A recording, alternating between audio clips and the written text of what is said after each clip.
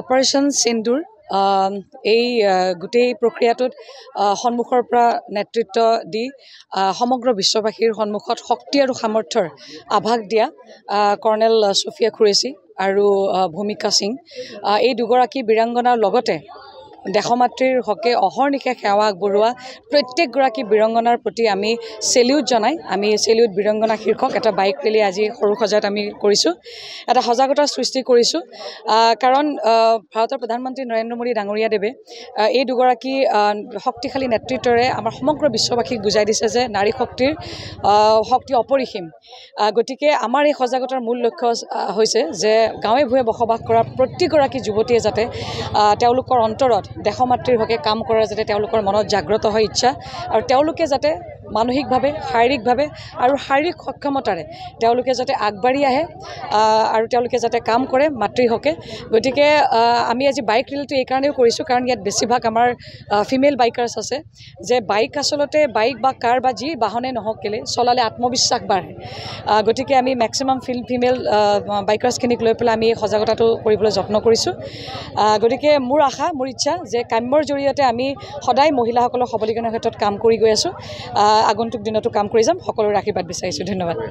খুব সুন্দৰ এটা ৰাইড আজি হ'বলৈ গৈ আছে আমিতো সদায় ৰাইডে কৰি থাকোঁ আমি গোটেই মীনাক্ষী বা আছে আমাৰ লগত গোটেই ৱৰ্ল্ড ৰাইড কৰিছে তেওঁ আমাৰ অসমৰ বাবে গৌৰৱ লগতে ময়ো ৰাইড কৰিব চেষ্টা কৰিছোঁ গোটেই অল ইণ্ডিয়া ৰাইড কৰিছোঁ ৰোড ছেফটি সদায় প্ৰমোট কৰোঁ আৰু আজি খুব সুন্দৰ বায়ে পদক্ষেপ লৈছে আঙুলতা বায়ে ৰাইড কৰোঁ আৰু লগতে নাৰী শক্তিক আগবঢ়োৱা এটা যিটো প্ৰচেষ্টা লগতে অপাৰেশ্যন সিন্দুৰক হেৰি কৰি পেলাই ডেডিকেট কৰি পেলাই আজি খুব সুন্দৰ এটা ৰাইড অৰ্গেনাইজ কৰা হৈছে আশা কৰোঁ আমি সুন্দৰভাৱে সকলোৱে মিলি এটা ৰাইড কৰিম আৰু খুব ভাল এটা বাৰ্তা দিবলৈ চেষ্টা কৰিম ধন্যবাদ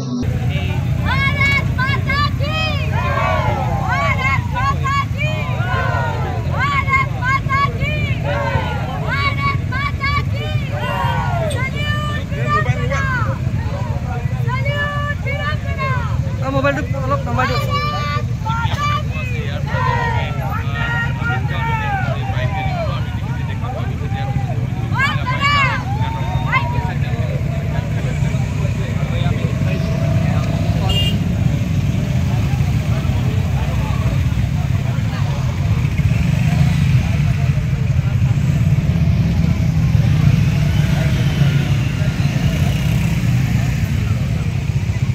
বীৰংগনাক সেলিউট জনাই আমি এই বাইক ৰেলী এটা আমি আয়োজন কৰিছোঁ আৰু 15 আগষ্ট যেহেতু আহিছে তাৰ লগত আমি সংগতি ৰাখিছোঁ আৰু আমাৰ মূল বিষয়টো এইটোৱে যে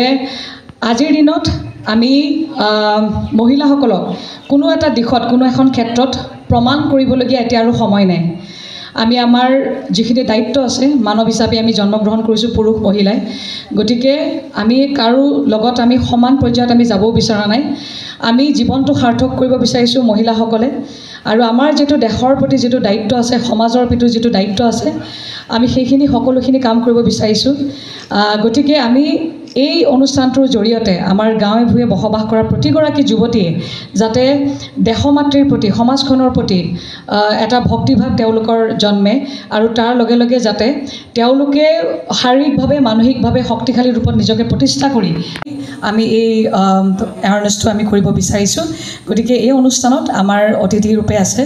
আমাৰ সন্মানীয় প্ৰাক্তন সাংসদ কুইনুজা বাইদেউ আৰু আমাৰ মাজত উপস্থিত আছে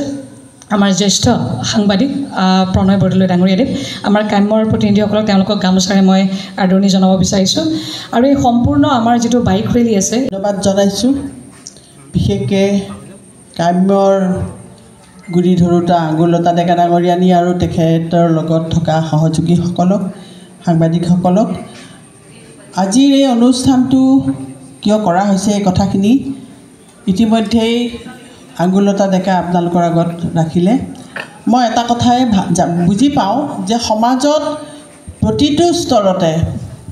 পুৰুষ মহিলা উভয়ে যেতিয়া একেলগে সমানে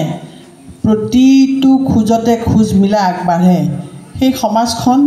আৰু শক্তিশালী হয় বহু ক্ষেত্ৰত আমি ক'ব নাপায় তথাপিও আমি দেখা পাওঁ মহিলাই পাৰিবনে এই শব্দটো আজিও আছে আগুৰে মানে বা নামানে আজি পলিটিক্সতো আছে আমাৰ লাভলীনা হ'লে দেখালে আমাৰ হিমাহঁতে দেখালে, যমুনাহঁতে দেখালে, তাৰপিছতো পাৰিবনে শব্দটো থাকে খেলত, পলিটিক্সতো থাকে। কিন্তু সেইটো আজি প্ৰমাণ হৈ গৈছে যে মহিলাই উৰাজাহাজো চলাব পাৰে, শত্ৰুক বুধিবও পাৰে আৰু চন্দ্ৰতো যাব পাৰে, লগে লগে ঘৰখনৰ যিটো দায়িত্ব সেইটোও পালন কৰিব পাৰে। কাৰণ আমি প্ৰতিটো ক্ষেত্ৰতে খুব চিনচিয়াৰলি কাম কৰোঁ। এনেকুৱা কথা নহয় যে আমি শক্তি আমাৰ কম, আমাৰ শক্তি কম নহয়, মানসিক শক্তিৰে আমি বহুত আগবাঢ়ি যাব পাৰোঁ। আৰু সেইটো আমাৰ লগত থকা যিখিনি মানুহ বা যিখিনি মহিলা, যিসকলে ইতিমধ্যে প্ৰতিষ্ঠিত হৈছে বা হোৱা নাই, তেওঁলোকৰ জৰিয়তে এটা বাৰ্তা দেশৰ কাৰণে আমি কি ভাবিছোঁ আৰু সেই বাৰ্তাটো দিয়াৰ প্ৰয়োজন আছে। বহুতে বহুত কাৰ্যসূচী লৈছে,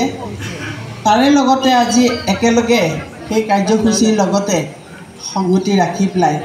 এই যে ভাৰত মাতাৰ হৈ যিসকলে প্ৰাণ আহুতি দিলে বা যিসকলক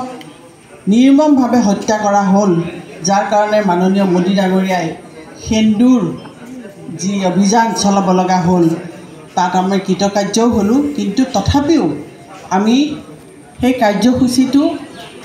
আমি সদায় সমৰ্থন কৰি যাব লাগিব, মোদী ডাঙৰীয়াক সদায় সমৰ্থন কৰি যাব লাগিব। আমাৰ যিসকল বীৰ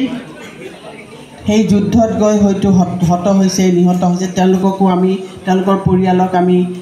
সদায় সহায় কৰিব লাগিব আৰু তেখেতসকলক সাহস দিব লাগিব। আৰু এনেকুৱা যদিও আজি প্ৰগ্ৰেমটো বহুত ডাঙৰ নহয়, কিন্তু ইয়াৰ জৰিয়তে বহুত বাৰ্তা যাব বুলি মই ভাবোঁ। তাকে কৈ পুনৰবাৰ সকলোকে